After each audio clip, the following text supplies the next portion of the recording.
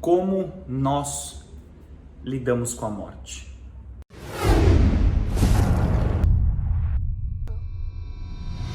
Olá pessoas, tudo bem com vocês? Wanderson Barreto aqui, mais conhecido como Pai Vantes. E hoje eu quero tratar um assunto que está muito latente, eu acho que no Brasil e no mundo. E em particular para mim, né, que eu tive uma perda de um amigo e eu quero falar sobre a morte. A morte é uma palavra que só de você falar, né, as pessoas até arrepiam, porque muitas pessoas têm medo da morte, né? É um assunto muito complexo e muito curioso e tem a sua beleza. Quando você vai num enterro, independente por que a pessoa morreu, as pessoas, é óbvio, que mais sentem a dor da perda, né, são o filho, o pai, o irmão, né, a esposa, o namorado, sei lá, as pessoas mais próximas do falecido.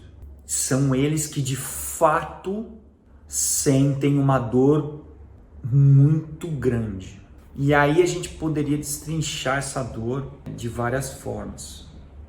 A princípio, a gente que vai no enterro de alguém que é um amigo, que é próximo, que é um querido e tal, a gente se emociona mais pela reação das pessoas que estão sentindo a dor de fato da perda e o desespero pela perda, porque nesse caso o desespero é o inverso da esperança, né? A esperança é você acreditar que algo vai dar certo, o desespero é a ausência completa de que vai dar certo, tipo, não vai dar certo.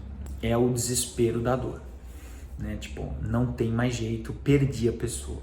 E a gente se emociona num velório, num enterro, devido às reações das pessoas, não pelo defunto em si. A gente fica triste, é óbvio, mas o morto não está sofrendo mais, né? Existe um ditado que fala que a gente nunca vai se encontrar com a morte, porque quando a morte chega, a gente já foi. Então a gente nunca vai ver a morte. Então, em tese, o morto não está em sofrimento, não tá. Quem está em sofrimento é quem está vivo. Pode reparar, a gente se emociona num enterro, num velório, mais pela reação e por a gente assistir o desespero da perda dos parentes. E assim, nós como seres humanos, principalmente os ocidentais, a gente não reage muito bem com essa história da morte. Shakespeare fala que a morte é o que dá sentido a tudo que é feito em vida. A vida é bela apenas porque ela é finita. Se ela fosse infinita, ela não seria tão bela. Né? Leandro Carnal vive fazendo uma comparação disso com uma flor. Por que a flor natural, óbvio, quando ela desabrocha, ela é tão bonita? Porque em poucos dias ela vai morrer. É diferente do brilho plástico de uma flor artificial.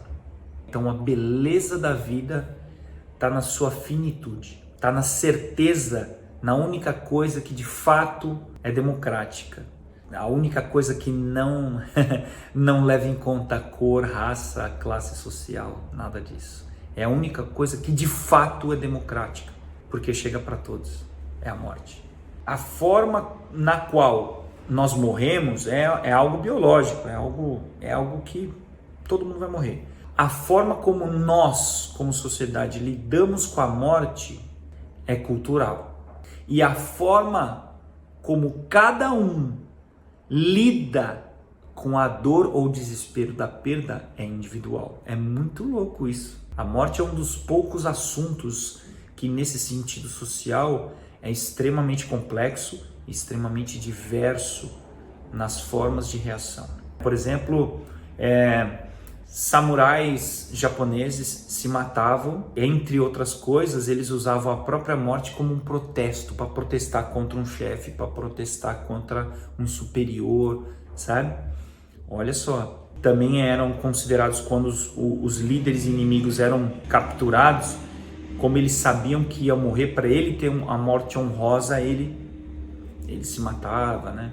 nas diversas religiões, nas diversas sociedades, a gente encara a morte com rituais, por exemplo, de velório, completamente diferentes um do outro.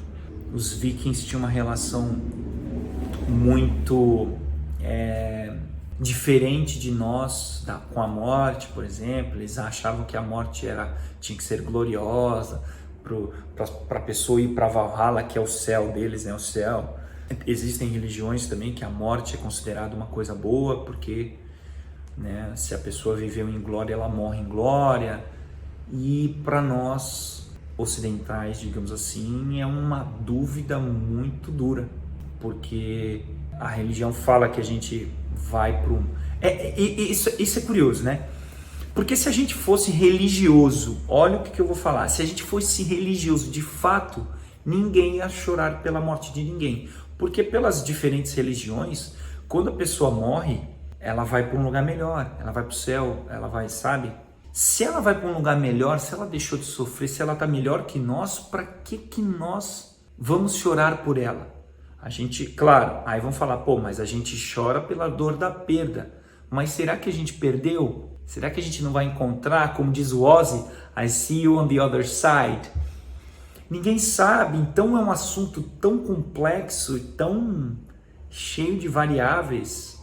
É bizarro. Eu, particularmente, eu sou um cara muito frio com relação a isso. Eu sou um cara muito frio. Até hoje, de todas as pessoas que faleceram muito próximas a mim, eu sofri por um que no momento da morte, em toda aquela parte de preparação para enterro, para velório, eu era uma rocha e eu era o pilar que estava segurando família, tal, e faz isso, vamos fazer aquilo, tal, seco, duro. Na hora que, enterramos, tá tudo bem, todo mundo já foi para suas casas e tal, que eu relaxei, aí desabou, tal, eu fiquei ali algumas horas refletindo, chorando, me lamentando a dor da perda de alguém que era muito querido para mim, que foi um tio meu, e depois passou e eu acho que eu não perdi ele, porque ele fica comigo, eu tenho ele aqui. Depois eu peguei a jaqueta dele para mim, né? Ele trabalhava no mesmo setor, assim, no mesmo ramo de atividade que hoje eu trabalho, então cheguei a usar as coisas dele, do trampo dele na época pro meu trampo, entendeu? Então eu carreguei ele comigo dentro de mim. Então as pessoas ficam com esse medo da morte, porque eu vou perder a pessoa. A gente perde o físico, a presença, mas a gente não perde a pessoa em si, porque a gente sempre vai ter essa pessoa, quem quer que seja, dentro da gente. E uma outra coisa que deve ser dita com relação à dor da perda, da morte, etc. Por exemplo, quando o filho perde o pai, né? O filho é órfão. Quando o pai perde o filho, nem existe palavra para falar de tão intensa e de tão brutal que é a dor da perda para o pai. Porque, infelizmente, você meio que atropela um ciclo que, entre aspas, é natural, né? Os pais são mais velhos, os pais vão caminhando para a finitude, vão caminhando para o fim da vida antes dos filhos. Quando esse fluxo se inverte, a dor da perda de um pai, de uma mãe que vê o filho morrer, não tem nem nome. Mas assim, o que eu estou querendo dizer? Que essas pessoas que passaram pelo desespero, pela dor da perda, merecem serem reverenciadas, merecem ser reconhecidas como pessoas casca grossa, como pessoas de força, que você imagina você perder o seu filho. No caso em especial dessa tia minha, que era mãe de um amigão meu, a história dela é sinistramente bizarra. E eu admiro ela muito, porque ela perdeu o primeiro marido, que é o pai desse menino, desse meu amigo, num acidente de moto. Aí anos depois ela casou de novo, ficou não sei quantos anos com o cara morreu também, infartou. E aí eu acho que ela perdeu o pai e agora perdeu o filho, que era o meu amigo, que também infartou, não tinha problema de nada, ele não era coronário, não era nada, 36 anos e o rapaz veio a falecer, acordou tendo falta de ar, aquela coisa toda, pumba, foi. Olha quanto essa mulher sofreu. Então, essas pessoas que perderam, que passaram por essa dor, por esse desespero da perda, elas são dignas de reverência, de serem reverenciadas, de serem admiradas como pessoas fortes, como pessoas que de fato passaram por uma dor intensa, por uma tribulação, por noites sem dormir pensando. Imagina. E um outro ponto não menos importante, né, sobre esse tema, que é um tema muito delicado, é a frase do Freddie Mercury, do Queen: Who wants to live forever? Quem é que quer viver para sempre? Por quê? Vamos fazer uma analogia às coisas, né, que estão mais próximas da gente. O jovem, ele fala com naturalidade, com tranquilidade às vezes da morte, porque a morte, em tese, está longe dele. Mas às vezes é muito mais difícil você falar sobre a morte com alguém que tem 80, 90 anos, porque a morte está muito próximo dele. E fazendo uma comparação para nós jovens entendermos e a galera entender a mensagem que eu quero passar, eu não quero dizer que morte é bom, que morte é ruim. Não é esse o meu ponto. Eu sei que é difícil, mas a gente não deveria temer algo que é inevitável. Nem o vampiro teme o nascer do sol. Ele sabe que o sol vai nascer todo dia. Wanderson, você tem medo de morrer? Não sei, acho que não. Eu acho que eu teria mais medo de ficar entrevado numa cama, não conseguindo falar e ali, sabe, sofrendo. Morrer, talvez não. É algo que a gente vai trabalhando, né, ao longo do tempo.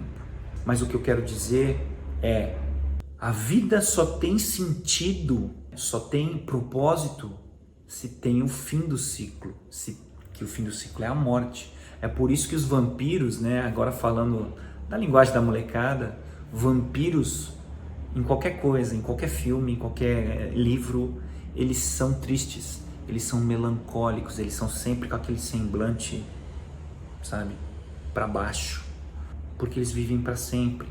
Imagina, por exemplo, quem viu Highlander é um filme, né, dos anos 90 e tal, é um clássico. E ele mostra um pouco disso, né? Ele vive para sempre e aí ele tem diversas dores de perdas.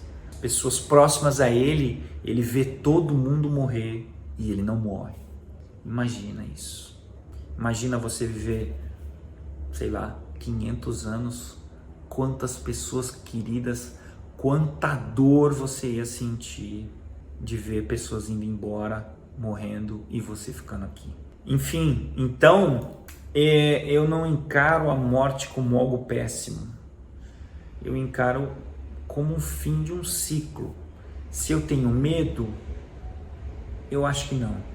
Eu acho que eu não tenho medo, não. Eu tenho medo de sofrer, alguma coisa assim. E a gente geralmente sofre e se emociona quando vai no enterro, no velório, não pelo morto, mas sim pela dor das pessoas que ficam. Esse foi a reflexão do Pai Vantes. Eu resolvi fazer porque é algo que eu acabei de passar, muito latente para mim, né? É muito ruim você ver pessoas que você gosta. Eu sou um cara meio duro, meio frio, como eu falei, mas eu acho que é pior, é mais difícil você se manter firme vendo quem você ama, quem você gosta, sofrendo pela dor do outro, né? Eu acho que isso é mais difícil do que você aguentar, para mim, pelo menos, né? Ok, a pessoa morreu, paciência, faz uma oração, né? E essa pessoa vai estar sempre comigo. Agora, quando você olha quem você ama, quem você gosta, tal, tá sofrendo pela dor da perda, tá no desespero, é muito difícil. Aí tu esmurece, aí tu... Então eu resolvi fazer esse conselho do Pai Vantes, porque é um assunto que está distante da molecada, justamente pela idade, né? E também por causa desse vírus maldito que está por aí, que já levou muita gente. Eu sei que muitos que estão me assistindo perderam alguém. E é um assunto que sempre vai ser atual. Força a todo mundo aí, tamo junto. Se você não é inscrito no canal, se inscreva no canal, aperte o sininho, deixe o seu like e comente aqui se você já teve essa experiência, se você já passou pela dor da perda ou se você, sei lá, tem medo da morte, o que você tem medo, eu não sei. Beleza? Tamo junto. Beijo do Pai Vantes.